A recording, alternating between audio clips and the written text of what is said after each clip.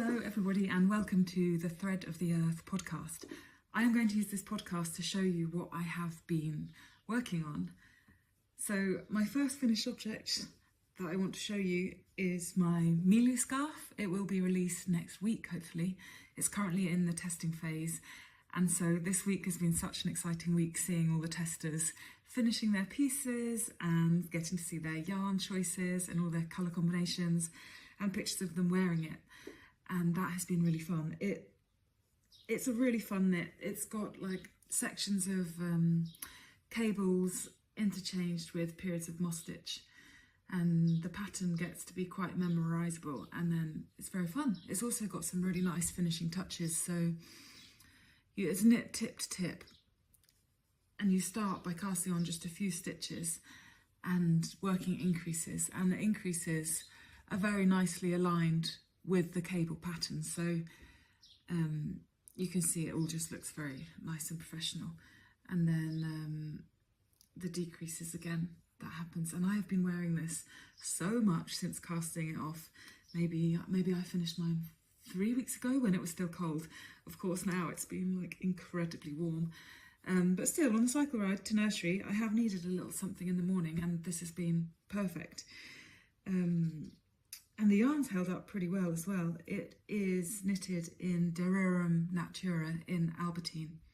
That is a 4-ply yarn, and I'm not sure what the meterage is. I'll have to put it in the box below, but it's 90% merino, organic merino, and 10% silk, and it's non-superwash. And this colour is the shade Coquelicot, which means poppy. And yeah, that's a pretty fair description. It's very much like the red poppies.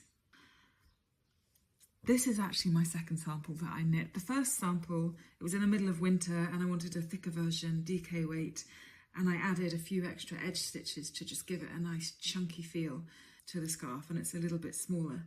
This was knitted in one of my own yarns. It was a 4-ply organic merino with a thread of mohair. So this was 2 yarns held together, and still with the 2 yarns held together it was very easy to get the cables done and do the moss stitch, and the pattern's great. Like once you've got it down you can just keep going.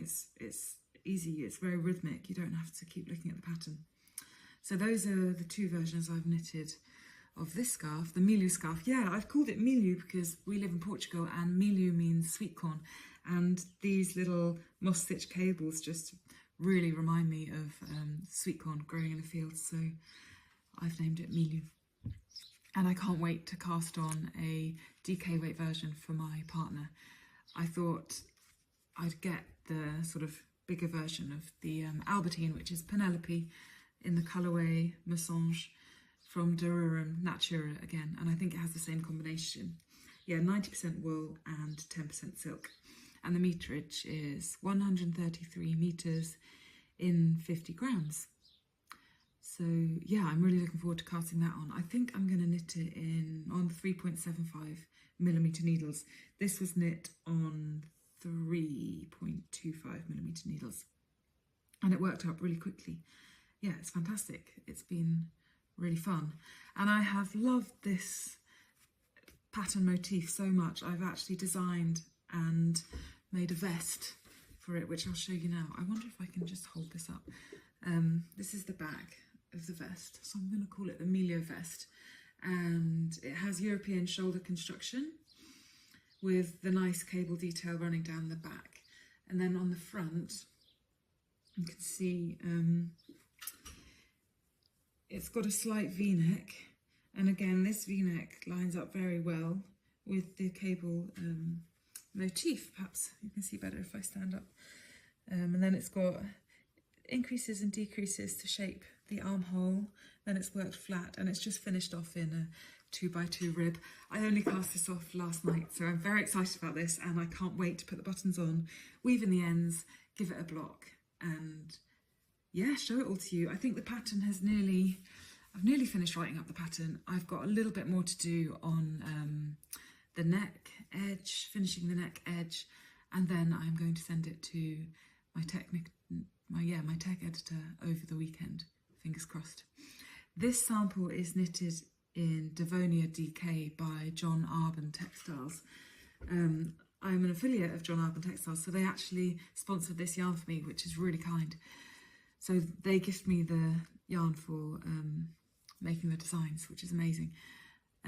So yeah, John Arbon Textiles, and I've loved knitting with this. I'll have to check what the composition is. It's definitely all wool. I think it's wool that's all been sourced in a very close proximity to the spinning mill in Devon.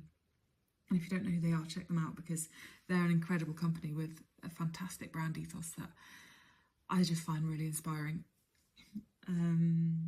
Yeah, it's a DK weight vest, and I knitted it on 3.75mm needles.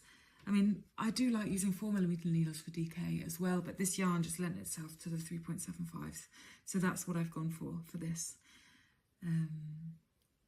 Yeah, and that's been fun. It's been fun grading. I mean, it's been quite a challenge grading all of the different sizes and maintaining the established cable motif, because I want to be on the similar rows of the charts for the front cable and the back. I want it to be intuitive, you know, I want it to be really pleasant to work. And it is, so that's great. Yeah, so there are two designs. If anybody would like to sign up for the testnet actually for this vest, then it should be happening end of next week, fingers crossed. We'll have to see. End of next week or beginning of the week after, depends when the tech editor gets back and how many changes there are. And then the third thing that I really wanted to show you is this new design that I have, which is in the testing phase at the moment. It's been tech edited and graded for 4 different weights of yarn. So it's for light fingering, sport and DK. And this is a sample knitted by my mum, actually. She very kindly wanted to knit this pattern, and she's chosen Knitting for Olive Merino. So I think it was 495 meters and 100 grams, which is the light fingering weight. And I just think it's fantastic for summer now, or spring even.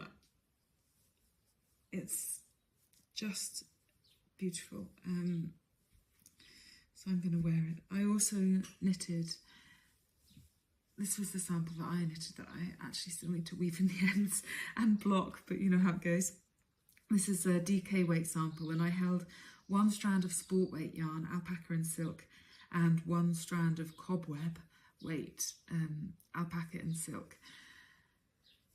And it's just beautiful. I'm going to cast on another version as well in a 100% linen yarn to make a gorgeous summer shawl. Like, the shape, I think, is just wonderful for summer. I'll show you standing up, because it's quite long and not too narrow. So I think just draped over the arms, sort of at a wedding or something like that, would actually look incredibly elegant in some kind of neutral shade. You can see the cables running sort of vertically up the shawl.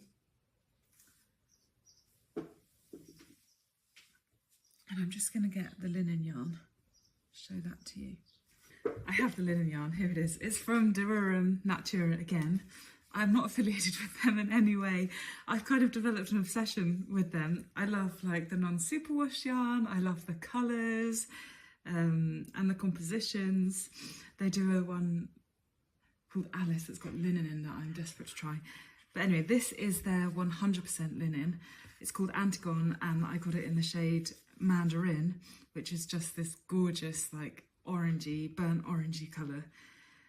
And for a shawl in the summer with like a little white t-shirt and yes, some denim shorts or something, I think it's going to be fantastic. What's the meterage? The meterage is 260 meters and 100 grams. So kind of sport weight. I'm going to knit it on 3.5mm needles. And yeah, make a nice summery version of this shawl. I might even cast on a few less stitches and have it so I can have it as a head, like a headscarf to keep my hair out of my face. And I'll let you know how I get on with that. Yeah, so those are my upcoming designs. And then because I have already published like 2 designs, I wanted to quickly walk through those. The first one that I published back in January now, it was ages ago. I've had a big break because we've had a bit of a hard start to the year, so I haven't been able to do that much recently. But this is a little baby hat. It actually comes in all sizes from baby to adult large, but the baby one is just so cute. I thought I'd show that first. It is knitted in broken rib, and then it has some very very neat decreases that follow the broken rib pattern to shape it to the top. And then the brim is folded, it's folded double, which creates like 3 layers of fabric, and I've pinned it back to the main body of the hat. I just think that works really well, especially with kids, because we're pulling it and then it falls over their eyes, and I did have that problem with my kids. This yarn is, well, it's a very special yarn to me because I dyed it myself, all naturally, and managed to get some really beautiful speckles. It's a 100% BFL yarn made from sort of the best quality BFL I could find, and yeah, I bought 10 kilos of this undyed, and I have dyed quite a bit of it up, and I'm hoping to have a little sale of that at some point when I get my website up and running. And the speckles are made using sort of indigo, onion skins, madder, some madder root to make these little nice pink ones. Yeah, so that I knit for my little baby now. She's not a baby anymore though, she's 2 now, but we'll see, that might fit her this year. And then I have made an adult version, DK weight yarn again. It's a 100% organic merino, and I dyed this with some dyer's puffball mushrooms that I find locally to us during the late autumn. So I pick as many as I can find, and then typically I ferment them for 3 months, and then I use them to dye. And this one gave such a beautiful dark brown colour. I was very chuffed with this when this came out of the dye pots. And I'm chuffed with the pattern as well. I think it's great because it's broken rib. It does have a bit less stretch than other ribbed hats, so you do want to make sure you get the sizing right. But I just think it's a gorgeous design, and it works really well for men. My partner's got a green one, and yeah, it just looks fantastic. There's something that's slightly masculine about it that I think works really well for, yeah, male garments. And then my pattern that came out a few weeks ago, 2 weeks ago I think, is the Alkanish cow. The reason this year has been so hard is because we had a cyclone come through at the end of January, and it broke like our roof, and it did extensive damage around the whole area really. We had hundreds of trees down that we've had to clear up, because in Portugal you have big problems with forest fires in the summer, and that has taken a lot of our time, like trying to get all of the fallen trees cleared up, tidied, fix the house, fix the outbuildings, that kind of stuff. And just after the storm, when we had no power and no internet and no nursery, we still don't have internet, so that is an ongoing challenge. Our street lights came back on yesterday, so I'm hoping that maybe soon the wires will be able to be run for the internet.